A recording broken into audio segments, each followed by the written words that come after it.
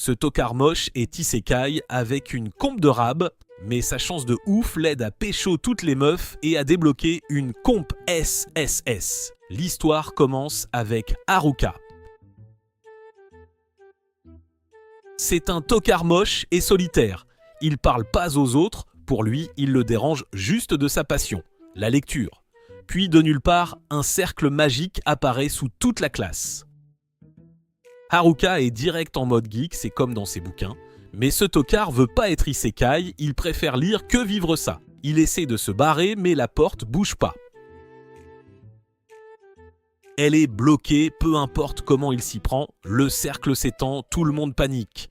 Pendant ce temps, Haruka tente un truc différent, il grimpe au plafond pensant être en sécurité. Sauf que le cercle s'étend et l'attrape quand même, il s'attend à une belle fille, mais le dieu du monde panique. Tout le monde est déjà parti, Haruka est le seul oublié. Le dieu lui dit vite de choisir ses stats et compétences. Normalement 50 points, mais comme il y a eu plein d'invocations, toutes les bonnes compes sont parties, il ne reste que les inutiles. Haruka est furax, dit qu'il va mourir avec des compes pareilles, et se plaint tellement que le dieu lui donne toutes les compes restantes. Juste après, il est envoyé dans le nouveau monde, sans aucun plan. Mais il y réfléchit et réalise que même avec du temps, personne ne peut vraiment se préparer à être jeté dans un autre monde. Il remarque un sac devant lui, il pense que c'est de la merde, puis comprend qu'il peut stocker des objets illimités. Ça le surprend, il met des vêtements laissés là, il sait que c'est du bas de gamme que personne n'a voulu, mais il aime bien les avoir. Quand il vérifie ses stats, l'écran lui dit de lancer les dés. Il se souvient qu'une de ses compes l'oblige à assigner des points en lançant les dés au lieu de choisir. Il est encore énervé, pensant que le dieu lui a donné une autre capacité inutile. Pourtant, il lance. Il obtient un double M. Il n'a aucune idée de ce que ça veut dire. Le système demande où il veut mettre les points. Haruka pense que booster les PV ou le mana ne servira à rien. Si ses compés sont nuls, alors il met tout en chance. Puis il ouvre ses stats et voit que sa chance est au max. C'est là qu'il comprend que le M voulait dire max. En plus, il a 2 compos bonus et il se demande si c'est parce qu'il a été invoqué à part. Il voit aussi qu'il a un titre appelé Lanar, ce qui veut dire qu'il ne peut pas former de groupe, mais en même temps, il a une combe de servitude qui lui permet de commander les autres. Ce combo est chelou, mais il n'y pense pas trop. Il se demande où est le reste de sa classe, il devrait être là. Mais il ne stresse pas, même s'il l'est trouvé, la restriction de groupe rend ça inutile. Alors il se concentre sur sa survie et trouver un endroit où rester. Il marche dans la forêt agacé car les arbres bloquent la vue. Il est nerveux tout le temps, pensant qu'un monstre pourrait l'attaquer à tout moment, puis il se souvient qu'il a des lentilles de contact dans son sac. Une fois mise, il réalise qu'elle lui donne la capacité d'évaluation. Avec ça, il trouve des champignons comestibles et les fourre dans son sac illimité. Plus tard, il repère une grotte et y entre. Mais dès qu'il entre, une pierre tombe devant lui et lui fait une peur bleue. Il regarde autour de lui et décide que la grotte pourrait servir de base. Il a déjà une tente et des lanternes, alors il s'installe pour la nuit. Il ramasse des bâtons et utilise la magie de température pour les chauffer et allumer un feu. Il se dit que le feu fera fuir la plupart des animaux. Il remarque aussi que sa magie de température a monté de niveau et qu'il peut maintenant allumer des flammes directement. Même ainsi, quand il dort, il est toujours inquiet car si quelque chose attaque, sa meilleure arme est littéralement juste un bâton. Le lendemain matin, il se réveille, soulagé que rien ne soit arrivé. Il pense que c'est grâce à ses objets anti-monstres et à une compe de type ermite qui protège son espace. Il déjeune avec les champignons et du bœuf séché de son sac et il est choqué de voir que c'est super bon. Après ça, il décide qu'il a besoin de plus de nourriture, alors il explore la forêt et prend tout ce qu'il peut. Mais le plus gros problème reste les monstres. Comment gérer les vraies menaces ? Puis il sent quelque chose à proximité. Quand il vérifie, il voit 2 gobelins. Ça le panique d'abord. Il vérifie leurs stats et réalise qu'ils sont plus forts qu'il ne l'espérait, même s'ils sont petits. Il pense à fuir mais décide de ne pas gâcher l'occasion, alors il choisit de se battre. Il n'est pas convaincu que son bâton puisse faire quoi que ce soit, alors il utilise une compe appelée enveloppement pour booster le bâton avec de la magie. Ça marche et il abat un gobelin. Le second gobelin se jette sur lui, mais Haruka esquive facilement et le finit en tirant de la magie à travers le bâton. Il sait qu'il a encore beaucoup à apprendre, mais il est fier d'avoir survécu à son premier vrai combat. Il retourne à la grotte et trouve une massue en bois comme butin. mais elle est trop lourde et la portée est nulle, donc pas pratique. Quand il vérifie ses stats, il voit qu'il a monté de niveau et que toutes ses stats ont doublé. Le lendemain matin, en mangeant, il en a marre des champignons. Il veut de la viande à tout prix. Puis il pense que sa déléguée de classe de son ancien monde le gronderait de se plaindre au lieu d'être reconnaissant. Il remarque que son évaluation a aussi monté de niveau, mais maintenant tous ces objets ont des points d'interrogation. Ça le perturbe. Il se demande si les objets ont été déclassés ou quoi, mais il décide de ne pas trop y penser. Il sort s'entraîner à la magie, il est excité quand il repère ce qui pourrait être de la nourriture, mais c'est juste un autre champignon, il souhaite que la viande pousse aussi sur les arbres. Il continue de s'entraîner et utilise l'infusion magique qui booste la défense magique et la capacité physique. L'effet est si bon que quand il trouve 2 autres gobelins, il les élimine facilement. Il commence à penser qu'il est assez fort pour gérer 3 gobelins jusqu'à ce qu'il envoie 3 ensemble. Ça le panique instantanément et il recule au lieu de forcer. Les jours passent tout comme ça, à chasser les gobelins le jour et à étudier la magie la nuit. Au 5e jour, il réussit enfin à abattre un gobelin en un coup. Puis il trouve un lapin et prévoit de le manger car il a envie de viande depuis si longtemps. Mais soudain, il sent ses camarades de classe à proximité. Il utilise la vision magique et repère la déléguée de classe qu'il connaît depuis l'enfance. Même s'il la reconnaît, il décide de ne pas s'approcher. Il aime être seul et ne veut rien qui gâche sa liberté actuelle. Le groupe de délinquants de sa classe s'approche, alors il se cache dans les buissons. Mais ils entendent du mouvement et il manque de se faire trouver jusqu'à ce qu'il remarque le lapin à la place et soit distrait. Haruka finit par les suivre de loin, il ne veut pas s'impliquer mais il est curieux. En écoutant, il réalise qu'il prépare un plan drague avec les filles. Il pense que ça ira car la déléguée est là et elle comprendra leurs intentions. Ils commencent à embêter un gars nommé Tanaka, lui disant de leur en apprendre plus sur leurs compétences. Ils agissent comme s'ils pouvaient là tout faire maintenant qu'ils sont dans un nouveau monde. Après leur départ, Haruka retourne à sa grotte. Puis il voit quelque chose de choquant, son titre de laner a monté de niveau. Il suppose que c'est peut-être parce qu'il a évité de rencontrer ses camarades et est resté caché. Il remarque qu'il n'est encore que niveau 3 et il suppose que c'est à cause de 2 compétences spécifiques, maître de rien et tête de mule. Il dit que maître de rien rend difficile de se spécialiser mais lui permet d'être pas mal dans plein de choses. Et tête de mule est juste complètement inutile. Il essaie de manger pour se calmer et réduire le stress, mais ça n'aide pas vraiment car encore une fois, il n'a que des champignons. Il finit par souhaiter avoir au moins un peu de plot. Plus tard, Haruka entend des cris et des bruits de combat dehors. Il sort et repère les geeks de sa classe attaqués par des gobelins. Ils sont clairement en galère et Haruka se dit « J'interviens ou pas ?» Il les évalue et est grave confus.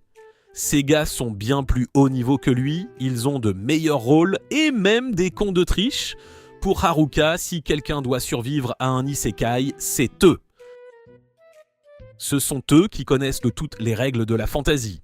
Alors il se dit qu'ils vont s'en sortir.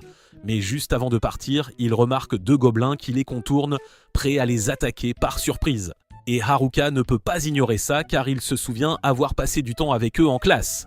Alors il intervient, élimine vite ces gobelins et les sauve. Les geeks le remercient à mort, mais Haruka a du mal à parler normalement. Il n'a pas parlé à des gens depuis un moment, alors il est gêné et raide. Il les ramène à sa grotte et leur demande pourquoi ils étaient seuls dehors. C'est là qu'il lâche la bombe. Il ne se promène pas, il fuit. L'histoire revient au moment où toute la classe est arrivée dans le nouveau monde. Tout le monde panique, crie, c'est le chaos total. Mais les geeks sont étrangement calmes car ils ont lu des tonnes d'histoires d'isekai, alors ils le prennent comme quelque chose d'attendu. La déléguée essaie de calmer les gens mais des gobelins apparaissent derrière elle. Tout le monde panique à nouveau, les geeks sont les seuls à réagir instantanément et à se défendre correctement. Les voir gérer la situation pousse le reste de la classe à aider aussi, et ensemble, ils réussissent à battre les gobelins. Après ça, la déléguée décide qu'ils ont besoin d'un endroit plus sûr où ils peuvent tout voir le danger venir, alors ils se dirigent vers la rivière. Les geeks se mettent de tout de suite au travail et commencent à construire un camp car ils savent quoi faire dans ce genre de monde. La déléguée commence à donner des tâches à tout le monde, essayant d'organiser ça comme une équipe, mais la classe n'agit pas du tout comme une équipe.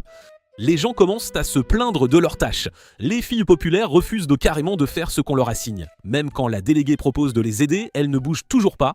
Puis d'autres deviennent paresseux aussi et se disent « Pourquoi on ferait quoi que ce soit ?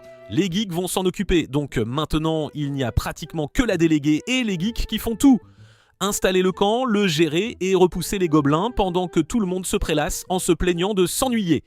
Les geeks continuent de se battre, mais ils commencent à remarquer que les gobelins sont plus difficiles à gérer, alors ils réalisent qu'ils doivent monter de niveau rapidement. L'un d'eux se souvient qu'il existe des compétences qui permettent de contrôler d'autres personnes, et il se souvient aussi avoir vu les délinquants en prendre une dans la salle blanche. Et bien sûr, la nuit, le groupe de délinquants commence à chasser les gobelins exprès pour monter de niveau. Leur plan est dégueu. Devenir plus fort, débloquer leur compte de contrôle, puis s'en prendre aux filles.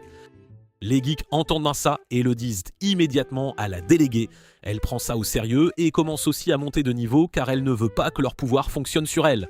Finalement, les délinquants débloquent leurs comptes et essaient de les utiliser sur la déléguée. Et ça ne marche pas, elle les gère facilement. Puis les geeks utilisent leur capacité pour sceller ces comptes de délinquants. Maintenant, tout le monde découvre ce que les délinquants prévoyaient, alors le groupe les vire.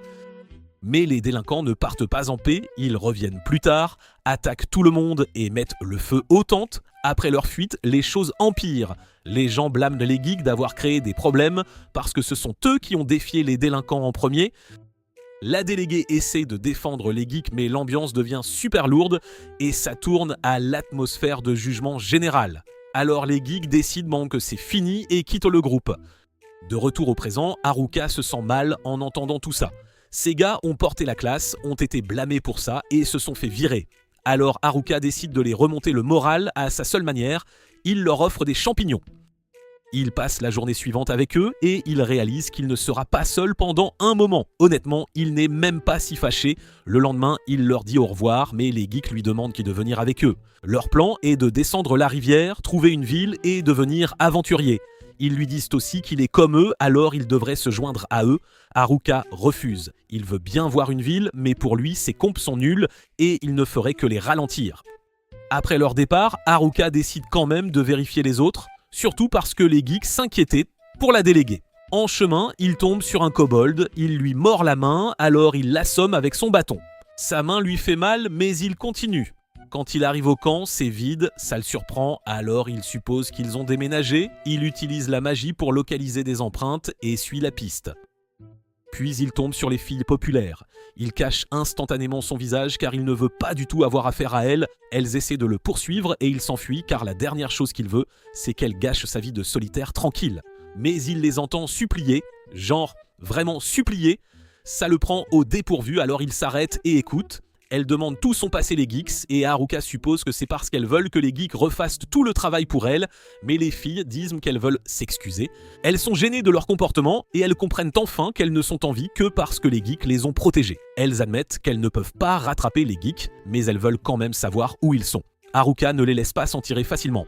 Il leur demande si elles savent même comment sortir de la forêt. Que vont-elles faire si des monstres apparaissent ? Sont-elles vraiment sérieuses à propos de s'excuser ou vont-elles juste abandonner dès que ça devient effrayant ? Cette question les fait pleurer, mais Haruka a besoin de savoir qu'elles sont sincères, car sinon, elles redeviendront un fardeau pour les geeks. Alors elle lui demande d'apprendre de leur apprendre à survivre. Haruka accepte, et dès qu'il accepte, sa combe de servitude s'active et les filles deviennent instantanément ses servantes. Là, ça devient chelou. Alors qu'il traverse la forêt, les filles font tout pour lui, genre tout. Haruka est mal à l'aise et ça empire car elle tue les monstres en silence comme si de rien n'était. Il est vraiment effrayé par leur calme flippant. L'une d'elles est blessée, alors Haruka lui tend une potion. Au lieu de la boire, elle la lui jette et maintenant il pue les champignons. Pendant qu'il essaie de comprendre comment annuler cette servitude, la déléguée de classe apparaît. Elle essaie de lui parler mais Haruka ne la remarque même pas au début. Alors elle finit par lui crier dessus juste pour attirer son attention. Au même moment, on revoit les délinquants et ils préparent un nouveau plan. Ils décident qu'ils doivent d'abord éliminer leur plus gros problème, qui est évidemment la déléguée. La déléguée regarde les filles populaires et sent que quelque chose ne va pas. Haruka essaie d'expliquer, mais ça sonne mal. Quand elle réalise qu'il les a accidentellement transformées en servantes, elle panique.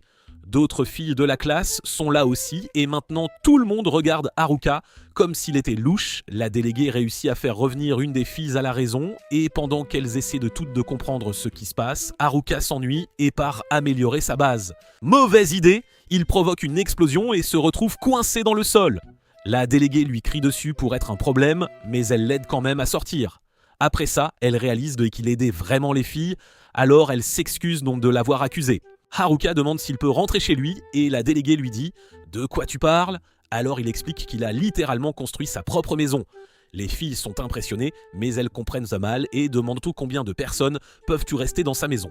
Haruka dit tranquillement qu'il pourrait probablement en loger plus de 200. La déléguée est choquée car leur groupe survit à peine et lui vit seul dans un endroit immense, alors elle demande s'ils peuvent passer la nuit. Haruka panique intérieurement car il imagine une gigantesque soirée pyjama avec toutes et ça lui grille le cerveau. Mais la déléguée lui dit d'arrêter d'être bizarre. Haruka les guide à travers la forêt. Les filles se demandent comment il sait où il va, mais on voit qu'il a une sorte de compétence de guide qui l'aide. Elles atteignent la grotte et Haruka les accueille chez lui. Tout le monde est stupéfait car c'est bien plus sympa qu'elle ne l'attendait. Puis Haruka mentionne qu'il y a un bain. C'est tout. Les filles perdent instantanément le contrôle et se précipitent pour se détendre. Haruka reste dehors, paniqué. Plus tard, quand il s'endort enfin, il est content car il pense qu'il va enfin retrouver la paix. Il pense que les filles ne sont que chaos et stress supplémentaire, mais ensuite la déléguée vient lui parler en privé. Elle le remercie, disant que tout le monde s'inquiète depuis le départ des garçons, car elle est la déléguée, mais elle pense qu'elle n'a pas pu vraiment protéger tout le monde. Haruka lui dit quelle était la raison pour laquelle ils sont encore en vie. Il lui dit aussi de ne pas s'inquiéter pour les geeks, car ces gars se sont entraînés toute leur vie pour ce genre de situation. Ça la réconforte un peu et elle lui dit bonne nuit. Pendant ce temps, tout le monde dort, mais Haruka n'arrive pas à s'endormir car son cerveau n'arrête pas de penser à toutes les filles. Le lendemain matin, Haruka est secouée par une des filles. Elle dit « Le plot est prêt ». Elle se penche un peu et Haruka est instantanément tout gêné, alors il change vite de sujet et demande ce qu'elle cuisine. Elle dit « Plot », je veux dire poisson et champignons. Haruka s'illumine, le poisson est un repas de rêve pour lui à ce stade. Il est tellement excité qu'il lui cogne la tête par accident, puis il mange le poisson et ça le touche tellement qu'il en pleure. La déléguée le regarde en mode « Pourquoi tu pleures ?» et fait remarquer l'évidence. Il vit littéralement près de la rivière. Haruka explique qu'il a déjà essayé de pêcher mais il s'échappait toujours. Il n'arrivait jamais à les attraper, alors il demande comment elles ont fait pour en attraper. Il s'avère qu'une des filles a une capacité de foudre. Elle électrocute l'eau et étourdit les poissons. Haruka lui demande de le refaire pour qu'il puisse bien voir. Elle lui montre et Haruka utilise immédiatement sa combe de packing pour s'approprier la technique de foudre. Puis il la jette dans la rivière, des éclairs jaillissent et il est à fond car maintenant il peut enfin pêcher aussi. Et en plus, il réalise qu'il a appris la magie de la foudre pour lui-même. Haruka explique que c'est à cause de sa combe de packing mélangée à maître de rien, en gros. Il peut copier et apprendre presque tout. La déléguée pense que ça a l'air complètement cheaté, mais Haruka est juste content que ces soi-disant compes nuls fassent enfin quelque chose d'utile. Puis Haruka demande quel est leur prochain mouvement. La déléguée dit qu'elle pense aller en ville, mais elle veut que tout le monde devienne plus fort d'abord. Haruka propose d'aider à l'entraînement, il commence par demander les niveaux de tout le monde. Les filles sont autour du niveau 15, Haruka est stupéfait car il n'est que niveau 7. Il trouve des kobolds de niveau inférieur aux filles, alors les filles supposent que ce sera une victoire facile. Non, elles se font défoncer instantanément, elles finissent beau par se regrouper dans la tente d'Haruka et Haruka et Koubula est confus de les voir toutes entassées là. Elle décide de ne pas abandonner et de continuer à s'entraîner. La fille qui l'a réveillée s'excuse après. Elle avoue l'avoir testé, les voyous l'avaient déjà embêté, elle voulait s'assurer que Haruka n'était pas comme eux. Elle le remercie pour tout. Haruka, fidèle à lui-même, l'appelle Poissonnette. Le matin, il la revoit. Il entend les populaires vouloir une revanche contre les kobolds, mais la déléguée coupe court. Il faut s'entraîner d'abord. Elle s'entraîne sur des gobelins, puis deuxième round contre les kobolds. Haruka est nerveux. Des filles ont l'air malades, d'autres dorment carrément. Il se dit « ça va mal finir ». Mais elle gagne. Tout le monde célèbre. Haruka se dit « mon job est fait, je peux enfin être seul ». La déléguée le frappe avec un « viens en ville avec nous ». Au même moment, un garçon court pour sa vie. Il trébuche, supplie, jure qu'il n'a pas une compétence spécifique. Mais son poursuivant l'attrape, l'étrangle et le tue. Retour avec Haruka et les filles. Elles traversent la forêt. Haruka sent qu'il doit les protéger, surtout des voyous. Il tombe sur un orc. Haruka dit aux filles de bien regarder pendant qu'il se bat comme une leçon. Il charge, l'orc frappe mais Haruka esquive. Il se moque de sa lenteur et se souvient des intellos. Les orques ont une défense physique de dingue, la magie est la clé. Il vérifie ses options magiques et voit une nouveauté. La grande magie qui mélange les 4 éléments. Il n'a eu ces éléments que grâce à sa compétence de packing. L'orque le retrouve et attaque. Haruka passe derrière et le fracasse avec son bâton. Un coup, l'orque tombe. Haruka est choqué, il pensait vraiment que les attaques physiques ne marcheraient pas. Une des filles le regarde comme un monstre. Haruka décide d'utiliser la magie la prochaine fois, juste pour prouver un point. Un autre orque apparaît, Haruka lance une boule de feu. Pareil, un coup, fini. Les filles se plaignent, elles n'apprennent rien, il est trop fort et finit tout instantanément. Cette nuit-là, elles cuisinent la viande d'orque. Haruka pose des pièges avec la magie de terre. Il ouvre sa carte pour le chemin du lendemain, mais sa perception détecte quelqu'un. Il se prépare de pensant aux voyous, mais non, ce sont les gros bras, Haruka. Pourquoi vous suivez les filles? C'est flippant. Il les traite de stalkers. Les gros bras disent qu'il le cherchait, lui. Haruka demande pourquoi ils se cachent. Ils répondent qu'ils ne font confiance à personne car il existe une compétence pire que marionnettiste ou charme. Haruka comprend tout de suite, détournement. Il demande pourquoi ils ne craignent pas que ce soit lui. Les gros bras disent que s'il l'avait, il se sentirait de plus en sécurité car il aime être seul et n'embête personne. Ils partent, mais lui disent de les aider à s'excuser auprès des filles. Le lendemain matin, tout le monde se prépare à partir. La déléguée dit à Haruka qu'elle l'a vu parler aux gros bras. Haruka mentionne qu'il voulait s'excuser. La déléguée s'excuse soudain aussi et avoue qu'elle a détournement. Haruka n'est pas choqué du tout. Il dit que c'était évident. Elle demande pourquoi il l'a aidé et pourquoi il n'a pas peur. Elle explique que détournement lui permet de voler les compétences de quelqu'un en le tuant. Haruka lui dit qu'il n'y a aucune raison de la craindre. Il souligne un point important. Quand les intellos ont scellé les compétences des voyous, ils n'ont pas scellé les siennes car ils lui font confiance. Il lui dit qu'il ressent la même chose. Elle se met à pleurer. Haruka est confus et dit que c'est sa faute, ce qui le fait paniquer et s'enfuir. « J'ai rien fait », mais elle dit qu'il a fait beaucoup pour elle. Plus tard, ils font une pause. Haruka se met à vendre du jus. Les filles « Tu nous fais payer ?» Une propose même de payer avec du drama, mais la déléguée crie sur Haruka, alors il ferme sa petite boutique de jus. En chemin, Haruka repère la rivière. Il dit à la déléguée de gérer tout le monde pendant qu'il part en éclaireur. Elle veut l'accompagner, mais Haruka file seul. Il utilise enveloppement pour booster son corps et la magie de poids pour s'alléger. Il réalise que même sans compétences cheatées, empiler ses compétences lui permet de faire des trucs de dingue, il peut presque voler. Il monte plus haut et regarde autour, émerveillé par la vue, puis il réalise qu'il tombe. Il s'écrase au sol et perd presque tous ses PV. À son retour, la déléguée n'en revient pas qu'il soit si amoché juste en éclaireur. Haruka explique la chute. Il mentionne aussi avoir ramassé des baies pour vendre plus de jus.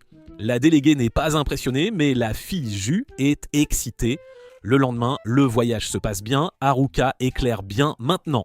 Ils sortent enfin de la forêt. Pendant que les filles regardent autour, Haruka gagne une nouvelle compétence, marche aérienne. Il essaie et réalise qu'il peut littéralement marcher sur l'air, dans le ciel. La déléguée s'inquiète, mais Haruka veut une meilleure vue, alors il monte quand même. D'en haut, il voit un groupe attaqué par des monstres. La déléguée veut aider tout de suite.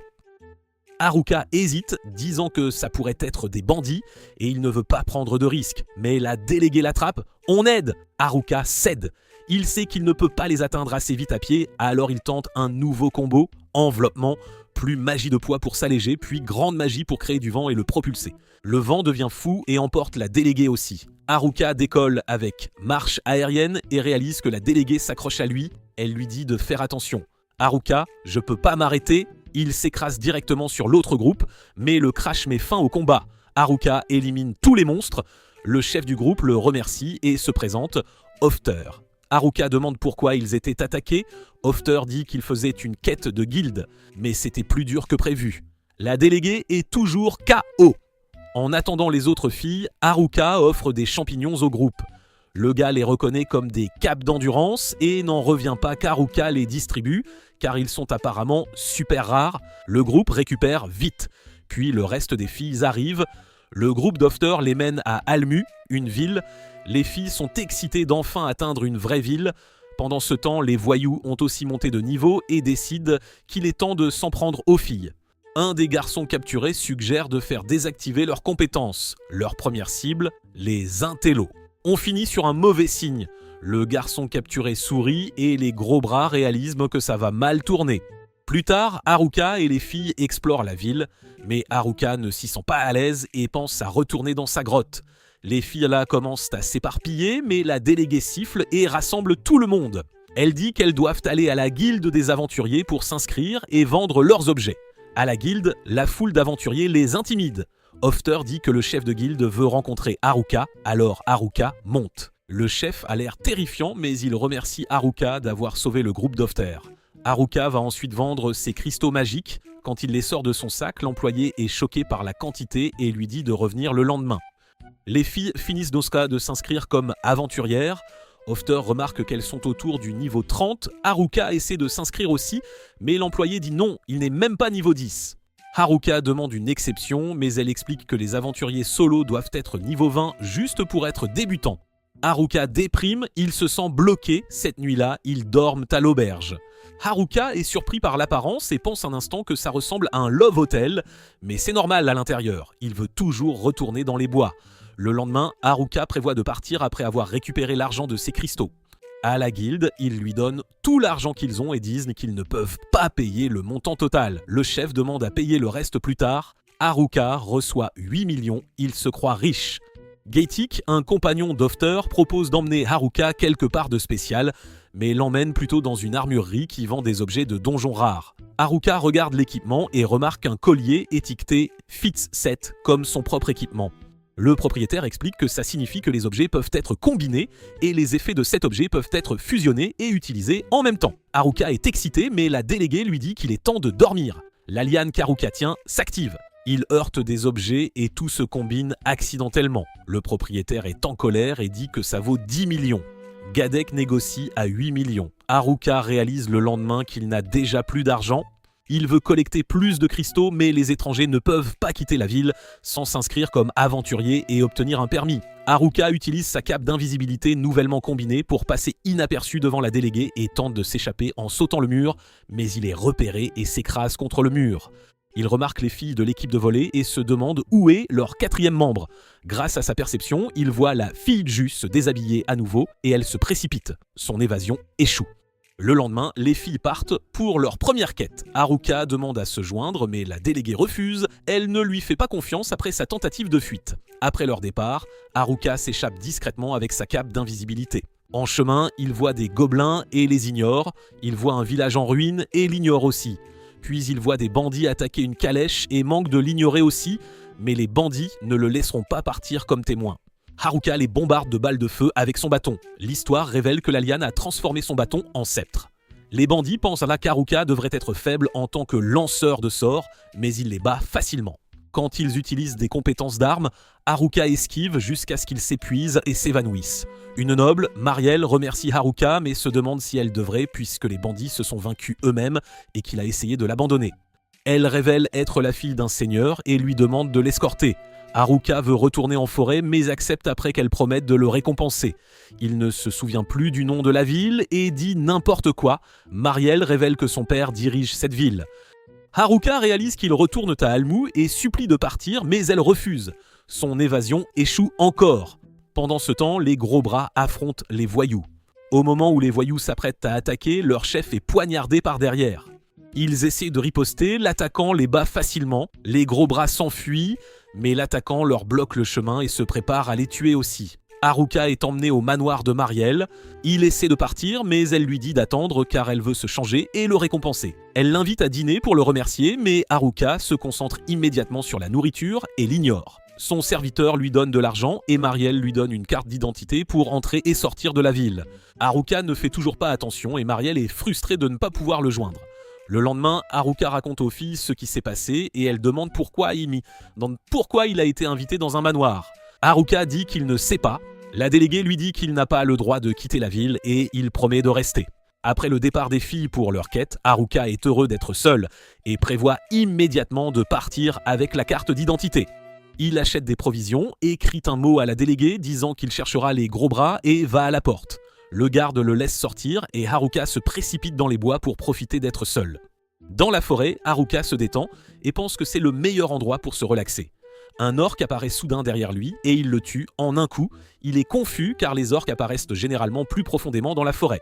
Plus tard, il trouve des taches de sang et pense à ses camarades. Les gros bras sont toujours portés disparus et les voyous pourraient être encore là. Il utilise la détection d'ennemis pour suivre une trace de sang et trouve les gros bras gravement blessés. Il pense d'abord qu'ils sont morts, mais réalise qu'ils respirent encore et les soigne avec des potions. Un gros bras se réveille et dit qu'ils ont foiré, puis demande si les filles sont en sécurité. Haruka dit qu'elles sont en sécurité en ville. Les gros bras expliquent que les voyous sont morts et qu'ils n'ont pas pu battre l'attaquant. Ils disent que le Scarnois, que l'attaquant est un génie des maths qui a tout planifié. Ils croient que la déléguée est la prochaine cible à cause de sa compétence détournement qui lui permet de voler des compétences en tuant quelqu'un. Haruka réalise que seul lui et les intellos connaissaient cette compétence, mais les gros bras disent que l'attaquant cherchait la déléguée. Ils pensent qu'il a attaqué les gros bras pour les forcer à le mener à elle, mais les gros bras ont couru dans la direction opposée pour ruiner le plan. Les gros bras suggèrent de travailler ensemble pour vaincre l'attaquant. Haruka décide qu'il veut protéger ses camarades, alors il accepte d'aider mais dit qu'il se battra seul. Il dit aux gros bras de retourner en ville, de rencontrer la déléguée et de s'excuser. Il croit qu'il est plus sûr de se battre seul, car si les gros bras ne peuvent pas battre l'attaquant, il ne ferait que mourir et ne laisserait personne pour protéger les filles. De retour en ville, les filles s'inquiètent car Haruka n'est pas revenu depuis 2 jours, mais elles décident de se concentrer sur le gain de niveau en attendant. Haruka se prépare au combat en pensant à la faiblesse des compétences d'armes, car elles ne peuvent pas être annulées et laissent l'utilisateur exposé. Il veut créer une nouvelle capacité qui exploite cette faiblesse. Haruka combat des gobelins 2 fois son niveau et les bat, réalisant qu'il a besoin d'ennemis plus forts pour monter de niveau. Un roi gobelin apparaît et Haruka esquive son coup avec sa cape d'évasion. Il voit le roi gobelin utiliser une compétence d'arme et utilise enveloppement pour combiner ses capacités en une contre-attaque, le tuant en un coup. Il réalise qu'il peut créer de nouvelles capacités en combinant ses compétences faibles. Un empereur gobelin de niveau 50 apparaît derrière lui. Haruka pense qu'il devrait perdre car il n'est que niveau 9, mais croit qu'il peut gagner en combinant des compétences. Il le met à terre, mais il se relève et l'attaque avec des compétences d'armes. Haruka trouve des ouvertures, le blesse et se fait projeter contre des arbres. Il continue de se battre, pensant à quel point les gros bras étaient plus blessés, et finit par vaincre l'empereur gobelin. Il atteint le niveau 11 et se sent soulagé d'avoir enfin monté de niveau. Haruka se repose chez lui et comprend que maître de rien rend la montée de niveau lente, mais l'amélioration des compétences plus rapide. Il croit que la capacité de contre-attaque qu'il a créée est parfaite contre les compétences d'armes et peut l'aider à vaincre l'attaquant. Il sent alors quelqu'un approcher et réalise que c'est Tanaka. En ville, les filles attendent toujours Haruka, elles voient les gros bras revenir et la déléguée demande ce qui s'est passé. Les gros bras disent qu'ils vont bien, puis expliquent que Haruka est dans les bois et se bat seul. Plus tard, Tanaka admet qu'il s'attendait à ce que les gros bras le mènent accidentellement directement à la déléguée, mais ils l'ont dupé et ça le met mal à l'aise. Puis il dit enfin la vérité à voix haute, il contrôlait les voyous depuis le début. Haruka comprend instantanément que Tanaka a tout manigancé dès le départ, et Tanaka ne le nie même pas. Il dit qu'il a utilisé les voyous comme des outils, juste pour diviser la classe. Haruka s'énerve et demande ce que Tanaka a fait aux autres. Tanaka répond calmement qu'il les a tués. Juste après avoir dit ça, Tanaka se prépare à aller trouver la déléguée ensuite. Il regarde Haruka comme s'il n'était rien et le traite de loser avec seulement des compétences nulles. Haruka refuse de s'écarter et dit que même quelqu'un qui aime être seul a des gens qu'il veut protéger. Tanaka libère son pouvoir et le sol se fissure comme s'il allait se briser. Il se vante qu'à la Chambre Blanche, il s'est assuré que les compétences restantes étaient inutiles pour que Haruka finisse faible. Tanaka attaque en lançant des rochers et en même temps, il utilise sa compétence ajustement pour perturber le corps d'Haruka. Haruka essaie d'esquiver mais sent que ses mouvements sont perturbés, comme si son corps ne répondait pas correctement. Tanaka fait aussi jaillir de la glace du sol, mais Haruka parvient à éviter d'être touché. Tanaka s'intéresse et demande depuis combien de temps Haruka est suspicieux. Haruka dit que Tanaka lui a semblé bizarre dès le début car il était toujours avec les voyous, même s'il agissait comme s'il était seul. Haruka demande quand Tanaka a commencé à planifier tout ça. Tanaka dit que ça a commencé dans la Chambre Blanche au moment où il a découvert que détournement était déjà pris. Il admet avoir utilisé ajustement pour contrôler les voyous, puis invoque Racine pour immobiliser Haruka et le bombarde d'une énorme boule de feu pensant que c'est fini. Mais Tanaka réalise que Haruka n'est pas tombé, Haruka absorbe la magie. La liane qu'Haruka utilise a un effet d'absorption magique et elle absorbe l'attaque. Haruka fonce sur Tanaka, essayant d'en finir d'un coup net, mais Tanaka bloque avec une épée et dit que la magie n'a pas d'importance car il a plein d'armes.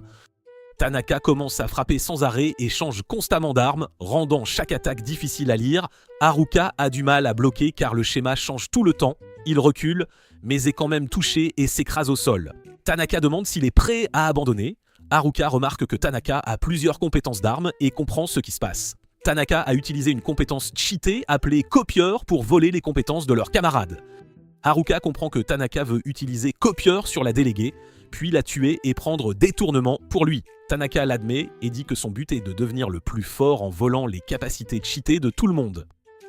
Haruka essaie de riposter, mais Tanaka utilise apparition et disparaît. Haruka s'arrête soudain de bouger et agit comme s'il ne pouvait rien faire. Tanaka pense qu'Haruka a abandonné et charge pour l'achever, mais Haruka faisait semblant. Haruka esquive et demande à Tanaka s'il ne peut utiliser la même compétence copiée que 3 fois. Tanaka réagit comme s'il venait d'être démasqué et Haruka réalise que sa supposition était correcte. Haruka explique qu'il l'a compris en observant Tanaka attentivement. Tanaka utilisait les mêmes capacités seulement 1 ou 2 fois comme s'il les économisait et évitait de les épuiser. Tanaka dit que même si Haruka connaît cette faiblesse, ça ne l'aidera pas car Haruka ne peut toujours pas suivre ses compétences d'armes. Mais Haruka esquive encore et dit qu'il s'est déjà adapté à la vitesse. Haruka commence à porter des coups et repousse Tanaka, s'approchant de la fin du combat. Tanaka repasse soudain à la magie et Haruka réalise que les compétences cheatées de Tanaka sont toujours un gros problème. Tanaka devient furieux et dit qu'il n'a même pas encore utilisé sa compétence ultime et que tout ce qui s'est passé jusqu'à présent n'était rien comparé à ça. Il attaque d'en haut et fracasse le sol. Haruka pense que c'est peut-être l'ultime, mais réalise ensuite que ce n'était qu'un appât. Tanaka apparaît derrière lui et utilise mort instantanée sur Haruka. Haruka tombe, Tanaka rit, disant qu'il ne voulait pas gaspiller de compétences puissantes sur quelqu'un comme Haruka de toute façon.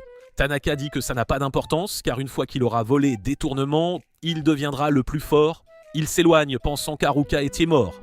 Puis Haruka l'appelle par son nom. Tanaka se retourne, choqué, car Haruka est toujours en vie. Tanaka demande pourquoi mort instantanée n'a pas fonctionné. Haruka explique qu'il a une compétence de santé générale qui réduit les effets de statut, et mort instantanée en fait partie, donc le taux de réussite chute beaucoup. Il dit que sa chance est au max, donc la mort instant n'avait aucune chance. Tanaka demande pourquoi Haruka s'est effondré, et Haruka dit que c'était pour pas qu'il ait l'air ridicule. Tanaka ne comprend pas comment Haruka bouge encore, le tweak aurait dû le bloquer. Haruka explique qu'il a utilisé Blockhead, ça lui permet de forcer son corps comme une marionnette. Même si Tanaka bidouille ses mouvements, Haruka peut bouger. Haruka lui dit que ses skills de merde ne sont pas inutiles. Tanaka pète un câble, réutilise ses skills d'armes, mais Haruka dévie et lui dit qu'il gâche ses utilisations limitées. Tanaka ne peut pas l'accepter, il pensait ses calculs parfaits. Haruka lui rappelle que c'est un monde fantastique plein d'inconnus, les calculs ne marchent pas toujours. La raison de Tanaka devient claire. Il dit que la vie scolaire était chiante et qu'il voulait un grand changement. Être invoqué l'a excité, il a décidé que la seule façon d'échapper à l'ennui était de devenir le plus fort. Il a tout fait, même tuer des camarades, croyant que ça ferait de lui un être parfait. Tanaka ne peut pas croire qu'il galère contre quelqu'un avec des skills de merde. Il charge encore, Haruka le désarme et est sur le point de finir. Mais Haruka se fait poignarder, Tanaka a contrôlé l'épée et l'a fait frapper seul. Tanaka prétend avoir 100% de chance de gagner. Haruka le met à terre et lui dit que les chiffres ne gagnent pas les combats. Si tu ne t'es pas assez entraîné... Tanaka essaie de poignarder encore, mais Haruka utilise Gambit et porte un coup de grâce puissant. Haruka admet que ses skills sont faibles sur le papier, mais il a appris des tonnes de trucs grâce à un entraînement non-stop. Après le combat, Haruka s'éloigne, mais il tient à peine. Il a l'impression qu'il va mourir car il a utilisé tout son mana. Il atteint sa limite et est sur le point de s'effondrer, mais les nerds arrivent et le rattrapent. Ils disent donc qu'il n'est jamais revenu en ville, alors ils sont partis à sa recherche. Ils l'aident à sortir de la forêt et lui disent Dokkan que tout le monde s'est inquiété car il se battait seul. Quand Haruka revient, les filles l'accueillent, les disent donc qu'elles attendaient. Elles s'excusent auprès des nerds de les avoir virés et les remercient d'avoir sauvé Haruka. Haruka réalise que la classe est enfin réunie. Il pense qu'ils n'ont plus besoin de lui et commence à repartir. La déléguée l'arrête et dit qu'elle était sérieusement inquiète. Elle est contente qu'il ait survécu, mais elle prévient que les filles vont le gronder pour avoir quitté la ville. Les filles l'attrapent et l'entraînent, lui disant de se préparer à la punition. Le lendemain, Haruka retrouve les nerds et leur demande s'ils vont au donjon. Ils disent qu'ils chassent un item rare qui pourrait changer la façon dont les gens les voient et ils partent. Haruka pense qu'il a retrouvé les nerds et battu Tanaka, c'est le moment parfait pour quitter la ville. Mais la déléguée apparaît derrière lui et dit qu'ils doivent parler. Haruka demande si elle est là pour le sermonner encore et elle lui rappelle qu'elle n'a pas fini. Elle le gronde pour avoir combattu Tanaka seul et lui dit qu'il ne peut pas faire des trucs imprudents comme ça. Haruka s'excuse. Il pense aussi que Tanaka n'était rien comparé à elle quand elle est en colère. Il veut juste vivre tranquille en solitaire, sans avoir d'ennui, puis il se souvient de l'item rare du donjon mentionné par les nerds et décide d'aller le chercher. Plus tard, le seigneur est dans son bureau à faire de la paperasse quand Mariel entre et lui dit de faire une pause. Il dit qu'il ne peut pas. Almu est une ville frontière, les attaques de monstres augmentent et ça nuit à l'économie. S'il arrête de travailler, la ville ne grandira pas. Puis un garde se précipite et rapporte qu'un énorme groupe de monstres se dirige vers la ville. Au même moment, Haruka se dirige vers le donjon mais il tombe sur une meute d'orques en chemin. Puisqu'ils sont sur son chemin, il décide de se battre. Pendant ce temps, le maître de guilde donne l'ordre à la déléguée de chasser des monstres près de l'autoroute. Mariel interrompt et les avertit que le groupe de monstres est sur le point de frapper la ville et elle dit qu'un village voisin a déjà été détruit. Tout le monde commence à se préparer à défendre Almu. De retour avec Haruka, il charge les orques et remarque un truc bizarre.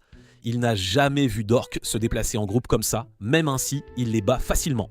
Puis leur chef apparaît, un roi orque d'environ niveau 37. Haruka le submerge avec un combo puissant et le met à terre. Il se demande pourquoi les orques attaquent ensemble, mais il décide de ne pas trop y penser et continue vers le donjon. À l'entrée du donjon, Haruka utilise la furtivité pour passer le garde.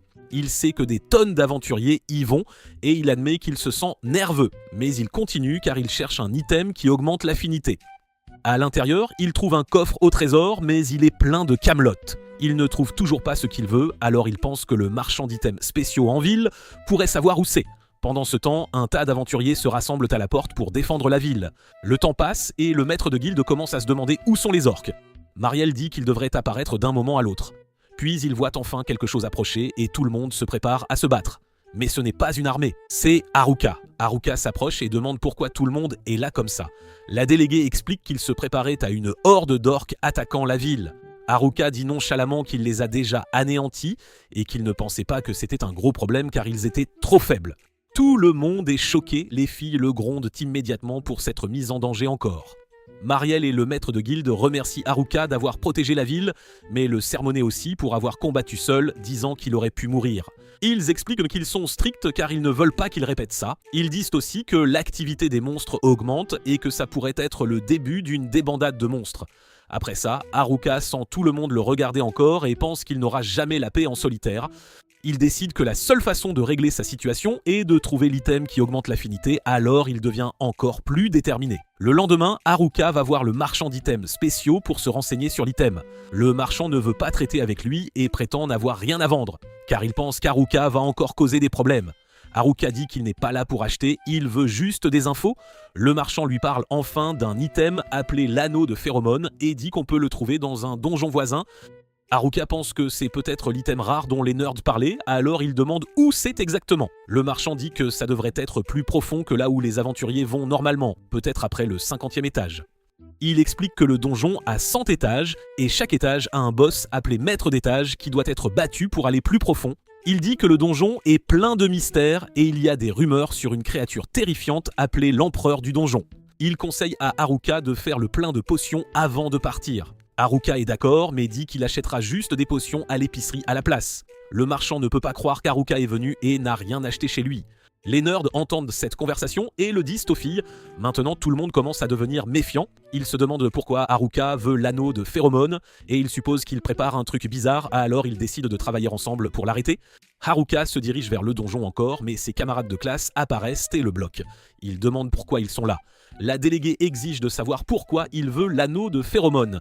Haruka dit qu'il cherche en fait un autre item, l'anneau de Salomon, car ça lui permettrait de parler aux animaux. Personne ne le croit. Haruka court dans le donjon quand même, et tout le monde le poursuit. Un garde essaie de les arrêter, mais il l'ignore complètement. Haruka suppose qu'ils chassent le même anneau, alors il essaie de les devancer. Puis il déclenche un piège et tombe dans une fosse. La déléguée essaie de l'attraper, mais elle ne peut pas l'atteindre. Haruka réalise qu'il va mourir de la chute, alors juste avant de toucher le sol, il utilise la magie de la terre pour amortir l'impact et survit. Il regarde autour de lui et pense qu'il doit être au fond, mais la zone semble dangereuse. Il essaie d'utiliser la marche aérienne pour s'échapper vers le haut, mais ça ne marche pas, car il ne peut pas marcher droit verticalement. Il cherche une autre sortie et vérifie ses skills. Il réalise qu'il a gagné la conscience spatiale et la détection de pièges. Il les utilise et trouve un couloir menant à une pièce. Il espère que ça pourrait se connecter à la surface. Puis il remarque un truc terrifiant. Il est d'une manière ou d'une autre au 1001e étage. Ça l'inquiète, il pourrait y avoir un boss caché là-bas. Il avance, mais l'air est épais et difficile à respirer à cause des miasmes. Il atteint une porte et suspecte un truc terrible derrière. Il l'ouvre et ressent instantanément une pression folle. À l'intérieur se trouve l'empereur du donjon dont on parle. Haruka utilise évaluation et voit son niveau 100. Pendant ce temps, les camarades de classe de Haruka continuent de le chercher. Ils atteignent le 47e étage et ne le trouvent toujours pas. Ils voient une porte de téléportation et savent qu'elle apparaît seulement après qu'un étage soit nettoyé et qu'elle peut les renvoyer à l'entrée. Ils se demandent si Haruka l'a utilisée, mais un nerd explique qu'il n'a probablement pas pu car il n'a pas suivi la route normale. Le nerd explique aussi qu'ils sont dans le plus ancien grand donjon et il y a des histoires que l'empereur du donjon vit au dernier étage et règne sur les monstres. Les filles débattent si c'est réel et elles envisagent de faire demi-tour car les monstres de niveau 40 leur donnent déjà du fil à retordre. Mais une fille dit qu'Haruka les a sauvés avant, alors elles ne peuvent pas l'abandonner. Tout le monde est d'accord et décide qu'ils vont continuer et faire tout ce qu'ils peuvent pour le sauver. De retour avec Haruka, il réalise que les stats de l'empereur du donjon sont cachés, mais il peut dire qu'il est incroyablement fort. Il décide que le combat à longue portée ne marchera pas, alors il essaie de foncer à vitesse extrême et de réduire l'écart. L'empereur du donjon le bloque facilement, prouvant qu'il peut égaler sa vitesse. Haruka refuse d'abandonner et pense que la seule façon de gagner est de surpasser la vitesse de l'empereur du donjon. Vitesse! Pendant ce temps, le seigneur d'Almu regarde la ville et Marielle signale les nuages sombres qui se forment autour du donjon. Elle pense que quelque chose de dangereux est sur le point de sortir. Le seigneur est d'accord et lui dit d'avertir la guilde des aventuriers et de préparer tout le monde au cas où ça tourne mal. De retour dans le donjon, Haruka essaie de dépasser l'empereur du donjon en vitesse, mais il le bloque encore et encore. Il réalise qu'il doit bouger encore plus vite, alors il attaque sans arrêt, puis il reçoit soudain une vision d'avertissement qu'il est sur le point de se faire poignarder. Il saute en arrière à temps et comprend ce qui s'est passé. Ses lentilles de contact ont débloqué un nouveau skill qui lui permet de voir un peu dans le futur. Même avec ça, il sait qu'une erreur pourrait le tuer instantanément. Le combat s'éternise jusqu'à ce que Haruka manque de magie et d'endurance. L'empereur s'approche et Haruka pense qu'il est fini. Mais l'empereur n'attaque pas. Haruka remarque un truc étrange. Ça ne ressemble pas à des monstres normaux. Il n'y a pas de soif de sang. C'est là qu'il réalise qu'il n'essaie pas vraiment de le tuer. Haruka attaque par derrière et l'empereur lève son épée pour le menacer. Haruka comprend le vrai problème, l'empereur est contrôlé par les miasmes du donjon, puis Haruka remarque un autre détail, son bâton absorbe ces miasmes, alors il continue de frapper et d'utiliser le bâton jusqu'à ce que les miasmes disparaissent complètement. Une fois les miasmes partis, l'empereur arrête de se battre. Haruka réalise que l'empereur ne l'a pas tué plus tôt parce qu'il voulait qu'Haruka le libère. L'empereur lâche son arme comme s'il était enfin soulagé, mais les miasmes commencent à revenir, comme s'ils étaient sur le point de reprendre le contrôle. Haruka envisage de tuer l'empereur pour en finir, mais il n'y arrive pas. Au lieu de ça, il le serre dans ses bras, ça déclenche le skill de servitude d'Haruka par accident. Haruka ne comprend même pas pleinement le skill, mais il réalise que ça a en fait aidé à briser le contrôle. L'empereur reste silencieux, et Haruka s'inquiète qu'il soit en colère d'être forcé au statut de serviteur. Mais il secoue la tête, montrant qu'il le comprend. Haruka vérifie avec évaluation et voit un truc choquant. L'empereur est maintenant niveau 1. Il apprend aussi son nom, Angelica. Haruka panique car il pense « Super, j'ai transformé une autre fille en ma servante », puis essaie de se calmer en disant que c'est un squelette, donc c'est différent. Ils essaient de quitter le donjon et atteignent le 100e étage. Haruka aperçoit des escaliers et pense qu'il peut enfin monter à la surface. Mais alors le maître d'étage apparaît, une armure vivante de niveau 100. Haruka panique car il a galéré même contre Angelica quand elle se battait, alors ça a l'air désespéré. Il essaie de l'éviter en faisant exploser le plafond avec la magie de la terre pour pouvoir s'échapper en utilisant la marche aérienne. Mais il regarde en haut et voit pire, 2 monstres au-dessus de lui, tous deux niveau 99, ils sont sur le point d'attaquer, puis une énorme explosion se produit, Angelica les anéantit instantanément, y compris le boss d'étage. Haruka réalise qu'elle vient de le sauver encore. Angelica regarde l'armure vivante tomber et Haruka comprend qu'elle veut la porter.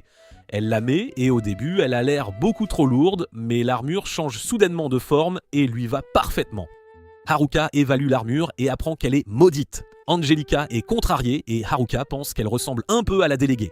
Pendant ce temps, les camarades de classe de Haruka continuent d'aller plus profond. Toujours à sa recherche, ils atteignent le 50e étage et tombent sur un monstre massif. Un nerd nommé Oda l'identifie comme un cyclope. De retour en ville, Mariel dit au maître de guilde qu'il se passe quelque chose dans le donjon. Il doute d'elle car le garde du donjon n'a rien signalé. Mais Hofter fait remarquer que le garde n'est pas fiable. Le maître de guilde décide qu'il devrait se préparer au pire. Il réalise aussi que le groupe d'Haruka a disparu et Mariel espère que sa peur est fausse. De retour sous terre, Haruka est déjà beaucoup plus profond, autour du 998e étage, et il donne une cape à Angelica pour la réconforter. Puis Haruka sent un autre monstre. Il vérifie avec évaluation et voit une liche. Haruka sait que seule la magie sacrée peut le battre correctement. La liche lui tire de la magie noire, mais il esquive et utilise une méthode qui, selon lui, peut détruire les monstres de magie noire. Il le pique avec sa baguette et le tue instantanément. Plus tard, au 97e étage, il voit de la mousse venimeuse. Il sait que la poudre peut l'empoisonner gravement, alors il crée une boule de feu, les fait se rassembler près d'elle et booste les flammes jusqu'à ce que la mousse brûle d'un coup. Quand il atteint le 95e étage, Haruka ressent immédiatement une forte présence. Une épée vivante l'attaque. Elle est niveau 100, alors Haruka sait qu'il est en difficulté. Elle frappe vers lui, il esquive, puis essaie de frapper par derrière, mais rate. Il réalise qu'elle bouge différemment des monstres normaux. L'épée invoque des épées plus petites et Haruka commence à être submergée. Il dit à Angelica d'intervenir. Elle charge en avant sans hésitation et tranche l'épée vivante en deux. Haruka réalise qu'Angelica est toujours incroyablement forte, même si son niveau a baissé. De retour au 50e étage, la classe combat le cyclope et il manque d'énergie. Les gens commencent à penser qu'ils sont finis. Le sportif, Kazaki, se demande ce qu'Haruka ferait s'il était là. La déléguée est sur le point d'abandonner, mais Kazaki et Oda disent qu'ils ont un plan. Kazaki utilise son skill d'accélération et fonce sur le cyclope, tandis que les filles le soutiennent avec de la magie. Le cyclope porte quand même un coup, et Kazaki réalise qu'il ne peut pas le battre directement, mais il n'a jamais essayé. Il était un appât. Oda tire une flèche surchargée qui traverse l'œil du cyclope et le tue en un seul coup. Tout le monde célèbre, la déléguée remarque qu'ils agissent enfin comme une vraie équipe, et elle sent que c'est grâce à Haruka. Ça la rend encore plus déterminée à le trouver. Haruka et Angelica atteignent le 85e étage quand le sol tremble. Un énorme groupe de monstres commence à bouger d'un coup. À l'entrée du donjon, le garde voit soudain des rats s'échapper. Il regarde de plus près et réalise que des monstres apparaissent à l'entrée sans arrêt. Il le rapporte au maître de guilde, qui réalise que le donjon le plus profond a déclenché une débandade de monstres. Le maître de guilde montre un vieux document expliquant que le donjon est vivant et continue de s'étendre vers le bas. Quand il atteint son point le plus profond, les monstres ne peuvent plus être contenus, alors il se déverse en débandade. Il dit que la seule façon de l'arrêter est de vaincre le boss tout en bas. Si ce boss tombe, les monstres disparaîtront. Puis un tremblement de terre frappe et il réalise que les monstres ont déjà atteint la ville. Le maître de guilde ordonne à tout le monde de défendre Almu. De retour dans le donjon, Haruka combat un groupe de griffons. Il empoisonne un poisson avec paralysie. Poison le jette en l'air et les griffons le mangent. Ils sont paralysés et Haruka les achève pour nettoyer l'étage. En ville, les aventuriers battent les monstres, mais Gadek prévient que ce n'était que la première vague. Il s'inquiète que la ville ne survive pas à une autre vague. Le maître de guilde pense que le groupe d'Haruka pourrait être les seuls à pouvoir battre le boss du donjon, alors il veut envoyer un message à Haruka. Les gens pensent que Mariel devrait y aller, mais elle refuse d'entrer seule dans le donjon, alors le maître de guilde ordonne à Hofter de l'accompagner. Haruka atteint le 80 et se fait attaquer par des monstres poissons. Angelica le protège. Haruka réalise qu'il y a des ennemis dans l'eau, des monstres espadons qui peuvent le découper s'il ne fait pas attention. Il se souvient que ces poissons sont vendus congelés au marché, alors il essaie de geler l'eau avec la magie de glace pour les ralentir. Puis il utilise l'emballage pour les geler complètement. Il continue d'avancer, mais le maître d'étage apparaît et crée un énorme raz-de-marée. Haruka utilise la magie de la terre pour former une planche de surf et surfe sur la vague. Le monstre essaie de l'attaquer, mais Haruka lui fracasse la tête et le tue instantanément. Plus tard, Haruka continue de grimper vers la surface. En chemin, il trouve un anneau qui booste la chance et un bracelet qui peut enlever les malédictions. Au 75e étage, il bat un nécromancien et il lâche un orbe magique qui donne le contrôle sur la vie et la mort. Haruka pense à garder les items, mais décide qu'il n'en a pas besoin, puisque sa chance est déjà au max et qu'il n'est pas maudit. Au lieu de ça, il les donne à Angelica, parce qu'elle était sous une sombre malédiction. Elle essaie de refuser, mais il insiste, et elle finit par être très heureuse de les avoir. Haruka court devant pour chercher des pièces cachées, et pendant qu'il fait ça, Angelica enlève son casque. Elle s'est transformée en humaine. Pendant ce temps, les autres cherchent toujours Haruka au 54e étage. Ils tombent sur des loups-garous et réussissent à les repousser, mais tout le monde est fatigué. Puis ils entendent quelque chose arriver et il s'avère que c'est Mariel et Hofter. Ils apprennent qu'Haruka a disparu et la déléguée dit à Mariel qu'il ira bien. Haruka atteint le 74e étage et voit qu'il est plein de lave et de pièges. La chaleur est si forte, il pense qu'il va mourir avant même de pouvoir gérer les pièges. Angelica lui montre un coin où il peut se reposer, alors il fait une pause. Il veut récupérer son endurance et il remarque du vent qui sort d'un trou dans le mur. Il se repose là, commence à se sentir mieux et utilise même la magie du vent pour faire une brise fraîche. Puis la déléguée entend sa voix à travers le mur. Elle l'appelle et Haruka réalise qu'ils sont près du trou par lequel il est tombé à l'origine. Elle demande s'il peut grimper par là, mais il dit qu'il ne peut pas. Il demande à quel étage ils sont et elle dit 54. Haruka promet qu'il les rejoindra là-bas. Mariel parle à Haruka de la débandade de monstres dehors. Elle dit que les aventuriers sont sur le point d'être submergés et Hofter dit qu'ils ont déjà rencontré une deuxième vague en chemin vers le donjon. Mariel explique que la seule façon d'arrêter la prochaine vague est de vaincre le boss du donjon. Haruka pense qu'il parle d'Angelica et dit l'avoir déjà vaincue. Oda demande pourquoi une deuxième vague et Hofter explique que la débandade ne s'arrête que si le boss est vraiment tué. Haruka comprend l'implication. Pour arrêter la débandade, il doit tuer Angelica. Impossible! Il a pitié d'elle, seul depuis des années. Il avoue ne pas avoir tué le boss, mais promet de tous les sauver. Il dit à Angelica qu'il a besoin d'elle, et à la déléguée qu'il gère. La déléguée dit à tous qu'elle croit en lui, il les a toujours sauvés. Dehors, la deuxième vague atteint les portes de la ville. Gatek dézingue des monstres, mais ils sont trop nombreux, tout le monde est à bout. Le maître de guilde leur dit de tenir bon et de croire en Haruka, leur seule chance d'arrêter la débandade. Dans le donjon, Haruka dit qu'il arrive au plus vite, Mariel l'exhorte, seul lui peut sauver la ville.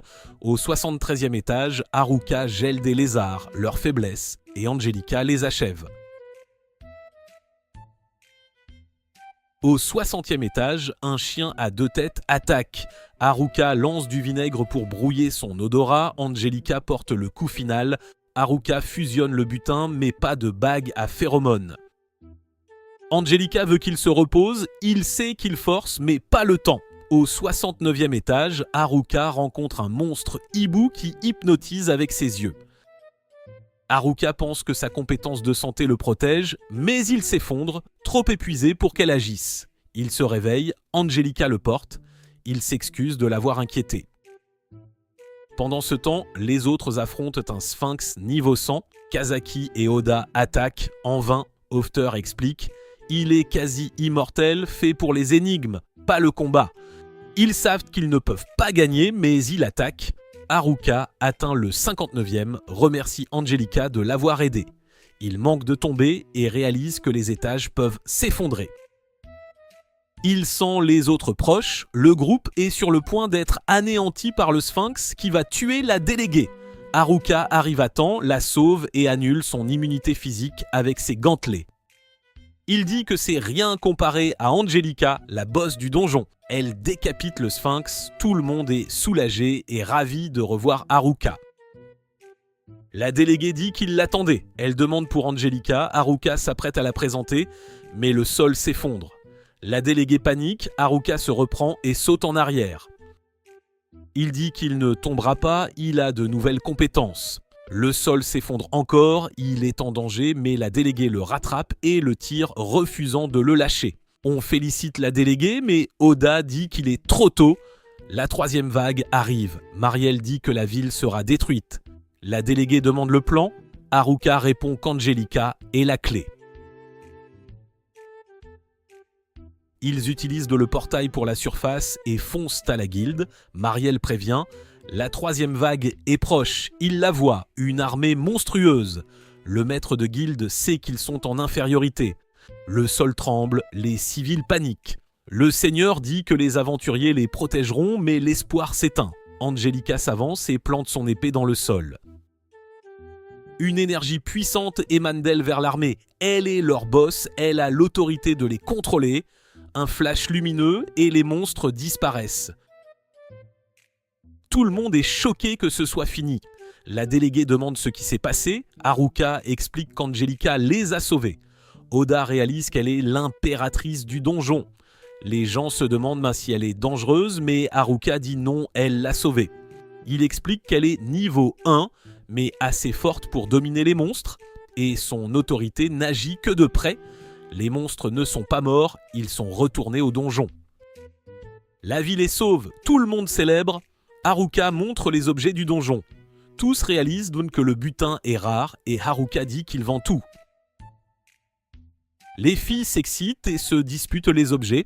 Les garçons flippent de leur intensité, alors Haruka leur donne ce qu'il a mis de côté. Ils sont reconnaissants et le traitent de vrais potes. Haruka est content d'avoir aidé mais s'inquiète pour Angelica en ville. Elle communique mal. Il est aussi ravi d'avoir fait plein de fric et la déléguée le remercie. Elle a enfin pu acheter son équipement.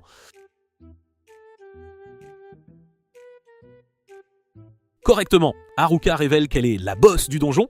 La déléguée demande s'il a utilisé la bague à phéromones, mais Haruka dit non, il ne l'a jamais trouvée. Il avoue avoir utilisé la servitude. La déléguée se méfie et demande pourquoi, mais Haruka n'a pas de réponse claire. Elle décide de parler à Angelica et l'emmène. Angelica rejoint les filles dans leur chambre. Elle lui demande en son âge, elle dit 17 ans, ce qui rassure les filles, elle est de leur âge. La déléguée l'interroge sur son passé. Angelica explique qu'elle était piégée au plus profond, jusqu'à ce que Haruka la sauve et brise sa malédiction par servitude. La déléguée veut l'aider à s'intégrer, elle invite Angelica à prendre un bain avec les filles. Angelica retire son armure, la déléguée l'aide, pensant qu'elle tient à la propreté même en squelette. Mais quand l'armure tombe, les filles sont choquées. Angelica est super canon. Cette nuit-là, Haruka vérifie ses stats, il est niveau 18. Il a une nouvelle compétence mais ne peut pas encore l'utiliser. Il réalise qu'il n'était pas assez fort pour arrêter la débandade seul, il doit devenir plus puissant. Il pense retourner dans les bois. Le lendemain, Haruka demande à la déléguée s'il peut y aller, elle accepte, lui disant d'être prudent. Haruka dit à Angelica de venir. La déléguée panique, Haruka sera seule avec elle et ignore son secret. Elle les arrête sans pouvoir expliquer et dit juste à Haruka d'être gentil avec Angelica. Ils vont dans les bois. Haruka teste sa nouvelle compétence Shift pour la vitesse, mais il se loupe et tombe d'une falaise. Il se sauve avec d'autres skills et avoue qu'il a besoin de pratique. Angelica glisse et tombe aussi, mais Haruka la rattrape et réalise qu'elle est lourde pour un squelette. Ils arrivent au chez Haruka. Il prend un bain et lui demande en blaguant si elle veut le rejoindre. Il dit aussitôt qu'il blague et se rappelle qu'elle est une fille, même si elle était un squelette. Puis Angelica entre dans la salle de bain, Haruka ne la reconnaît pas, elle est humaine. Il est gêné et dit qu'ils doivent parler. Il demande si elle peut parler, mais non, elle explique par signe. L'impératrice du donjon est sans vie, mais l'armure maudite a restauré son corps. Le bracelet a retiré la malédiction qui la liait à l'armure. L'orbe du nécromancien, l'anneau de fortune et les autres objets ont restauré sa force vitale. C'est pourquoi elle est devenue humaine. Haruka comprend qu'elle l'a aidé pour le remercier de l'avoir sauvé. Mais il culpabilise comme s'il avait volé sa liberté. Il lui dit qu'elle est libre, elle s'émeut. Haruka comprend qu'elle ne veut pas être seule. Il décide de rester. Il lui raconte ses aventures. Elle adore écouter, réalisant qu'il est aussi un solitaire.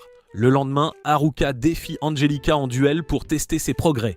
Angelica accepte. Haruka pense qu'elle est plus rapide sans la malédiction, mais veut la battre avec Shift. Elle attaque, il esquive avec Shift, se sent progresser, mais quand il attaque, elle lui tape la tête, montrant qu'il ne peut pas la vaincre. Il avoue ne pas maîtriser Shift et promet de la surpasser un jour. Ils vont pêcher, Haruka décide de faire un hot pot. Angelica ne sait pas couper le poisson, Haruka lui apprend. Il mange, Haruka dit qu'il est repu. Angelica le tire, l'assoit et tente de le masser. C'est nul, elle rate tout, mais Haruka fait semblant que ça l'a aidé. Elle demande ce qu'elle peut faire d'autre, il l'emmène dehors. Il regarde le ciel nocturne. Haruka lui tapote la tête et la remercie d'être là. Angelica essaie de parler mais n'y arrive pas. Haruka lui dit qu'il comprend et qu'elle fait de son mieux. Le lendemain, ils rentrent en ville. Il pleut, Haruka lui prend la main et lui dit de se dépêcher. Arrivées, les filles sont contentes, mais voient Haruka tenir la main d'Angelica et sont gênées. Elles commencent à poser des questions, mais la déléguée les arrête et souhaite la bienvenue à Angelica. Les garçons demandent à Haruka s'il a fait des trucs, mais Haruka leur dit de le laisser tranquille. Angelica s'approche d'Haruka, il lui dit de ne pas s'inquiéter et s'éloigne. Angelica l'arrête, le remercie pour tout, et Haruka est choquée, elle peut parler. Elle rejoint les filles, Haruka est heureux pour elle. Il pense que chacun a ses problèmes, mais au fond, ils ne sont pas si différents. Ils ont des amis prêts à les aider. Il décide de devenir assez fort seul pour protéger ses amis quand ils en auront besoin. Et c'est la fin de cette vidéo. Regardez la suivante, je reviens avec une nouvelle.